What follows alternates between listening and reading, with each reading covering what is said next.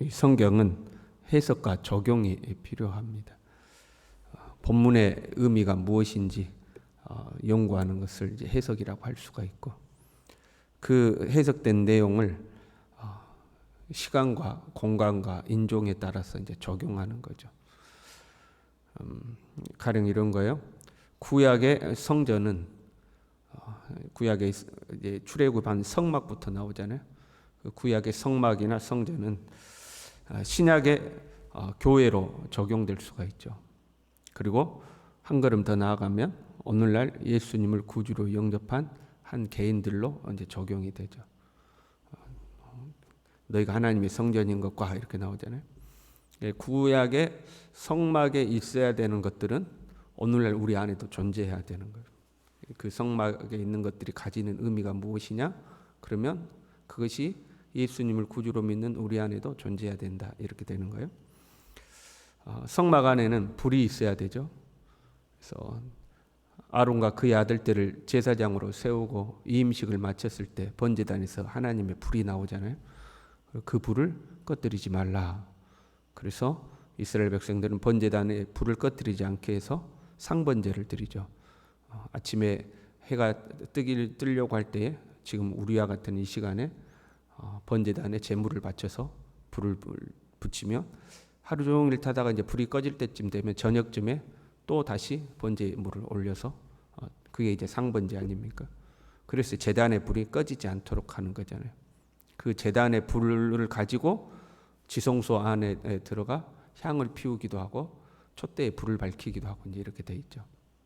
교회 안에는, 성전 안에는 불이 존재해야 되고, 그러면 그걸 이제 신약의 교회로 오면 교회 안에는 하나님의 성령의 불이 꺼지면 안 된다, 이렇게 되죠. 은혜의 불이 꺼지면 안 된다.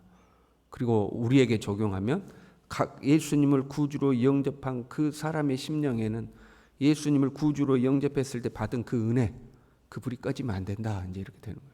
그래서 항상 내 안에 하나님의 은혜의 불이 존재해야 돼요. 불이 꺼지면 큰일 나죠. 또는 다른 불로 하나님 앞에 나갔다 그러면 그건 이제 더 큰 문제죠. 아론의 두 아들이 하나님 앞에 다른 불로 번제를 드렸다가 예배를 드렸다가 거기 불이 나와서 두 아들을 불사르잖아요. 그러니까 하나님의 은혜의 불로 하나님을 섬기는 것이 아니라 자기 열심이라든가 자기 고집이라든가 자기 성질로 교회에서 뭔가를 하고 그러면 그건 하나님의 심판의 대상이 된다. 그렇게 이제 적용이 되는 거예요. 구약과 신약과 현재 우리야. 특히 이제 예언의 말씀을 우리가 읽고 적용할 때도 그러한 부분들이 이루어져야 돼요. 특별히 예언은 가까운 미래를 통해서 먼 미래를 이렇게 예언하는 경우들이 많이 있죠. 3장 12절에 보면 이스라엘의 멸망을 선언하셨어요.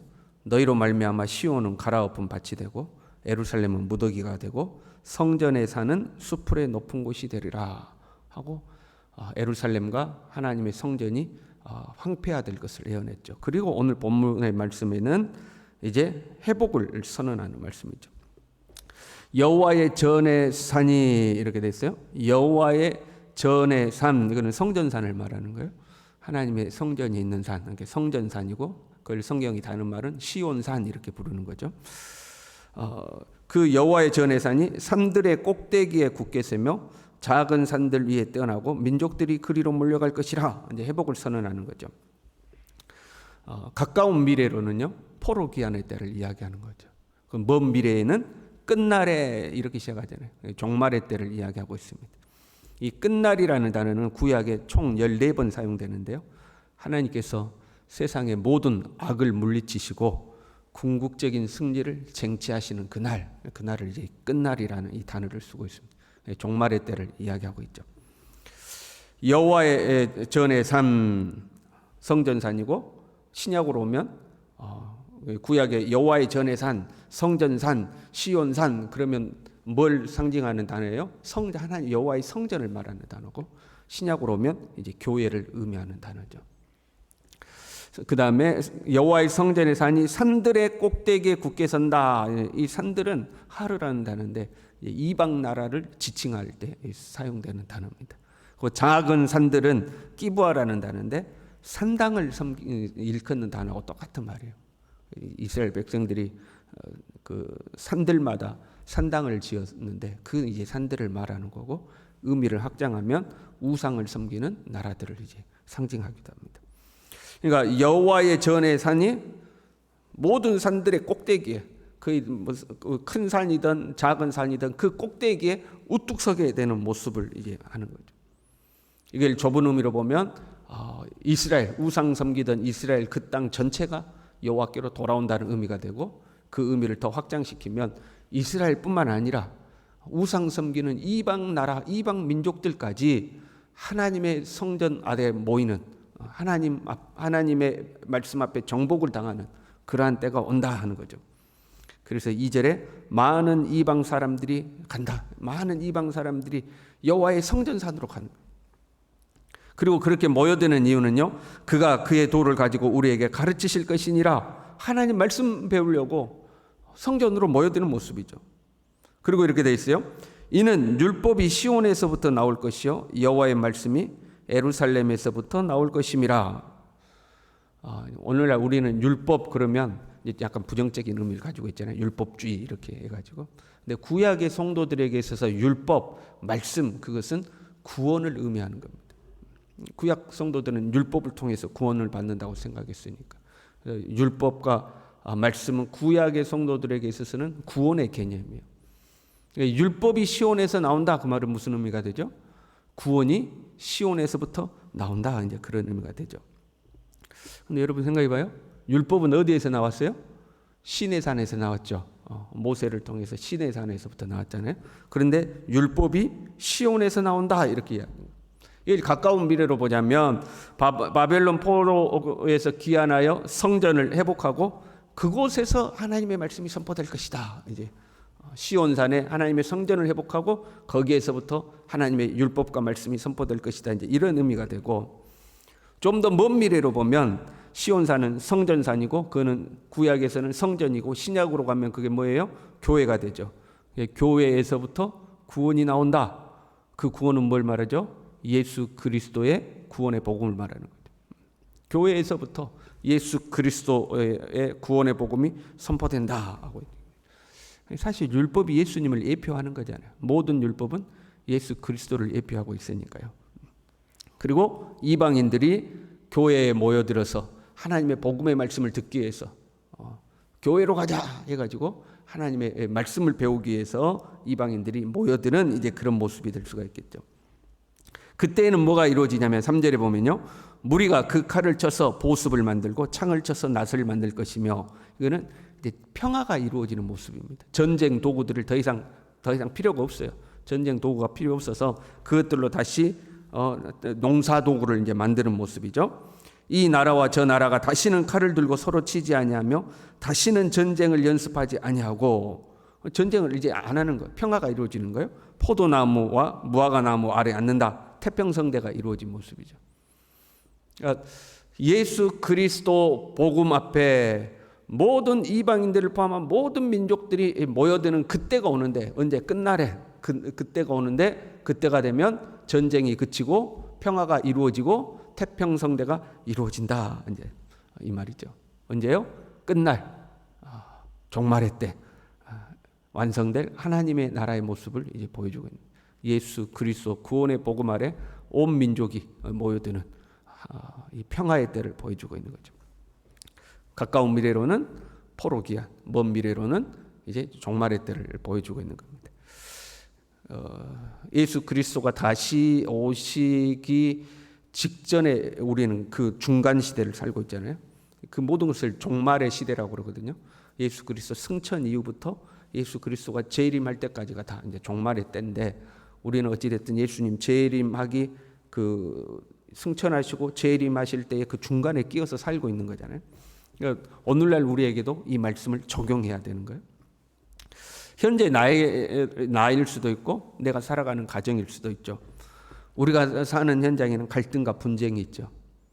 개인 안에는 이 내적 갈등이 있을 때가 있잖아요. 이 생각 저 생각, 내적 갈등이 있죠. 그것들이 산들인 겁니다. 산들. 크고 작은 산들이 우리의 삶에는 존재해요. 내 안에도 이 생각 저 생각이 있고, 가정에 가면 남편과 아내의 산이 있고 부모와 자식의 산이 있고 다들 누가 옳다고 그래요? 자기들이 옳다고 그러는 산들이 뾰족뾰족 다 있는 거죠. 거기에 갈등과 분쟁이 있는 거죠.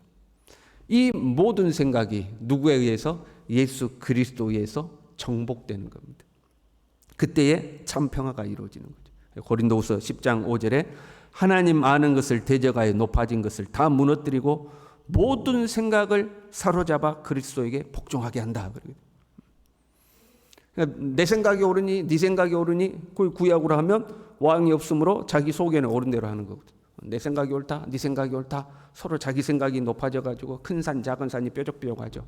가정에서도 아내는 아내대로, 남편은 남편대로, 자식은 자식대로. 교회에서는 김지사는 김지사대로, 이 집사는 이 집사대로, 박집사는 박집사대로 다 뾰족뾰족해 갖고 있는 거 아니에요? 근데 그 모든 생각을 사로잡아 누구에게? 예수 그리스도에게 복종시키죠.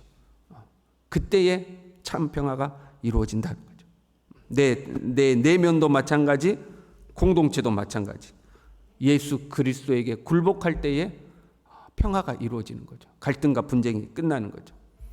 그리고 그 평화가 이루어지며 평화와 함께 주어지는 것은 풍요와 번성입니다.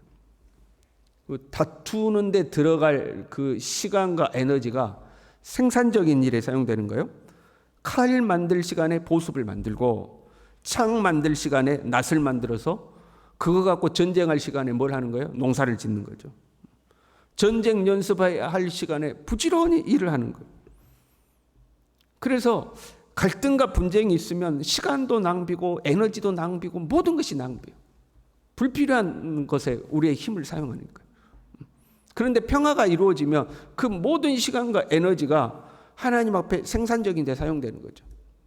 그래서 우리의 삶에 풍요와 번성이 찾아와요. 각각의 포도나무와 무화과나무 아래서 편히 쉴 수 있는 그러한 은혜가 이제 우리에게 주어지는 거죠. 그래서 우리가 예수 그리스도에게 우리의 모든 생각을 사로잡아 굴복하는 게 중요한 거죠. 우리가 그리스도의 나라 백성으로 살기 세미나 하고 있잖아요. 그래도 이 세미나가 굉장히 중요해요. 예수 그리스도를 나의 진정한 왕으로 모시고 그 왕 앞에 우리의 모든 것을 굴복시키는 거죠.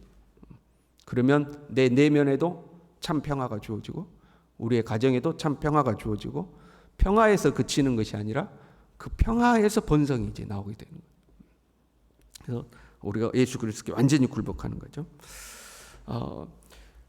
사람들이 이르기를 오라 우리가 여호와의 산에 올라가서 하나님 야곱의 하나님의 전에 이르자 그가 그의 도를 가지고 우리에게 가르치실 것이니라 우리가 그의 길로 행하리라.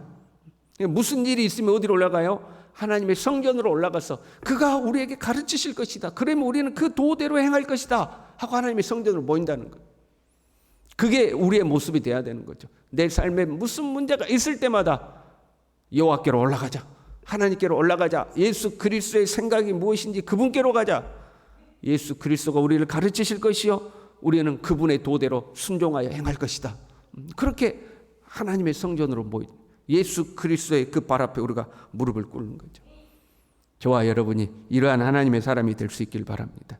뭔 일이 있으면 이 생각 저 생각이 작은 산 큰 산이 돼서 뾰족뾰족 오르는 것이 아니라 오라 우리가 여호와께로 올라가자. 예수 그리스도의 발 앞에 우리가 무릎을 꿇자.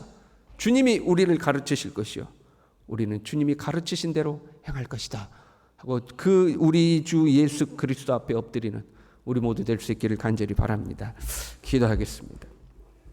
하나님 아버지, 내 생각을 내려놓고 크고 작은 내 생각, 높아진 내 생각, 이 모든 것을 주님 앞에 사로잡아 온전히 예수 그리스도께 굴복하고 복종하고 순종할 수 있도록 주님 우리 모두를 붙들어 주셔서 무슨 일이 생기면 오라 우리가 여호와께로 올라가자. 여호와의 전으로 올라가자.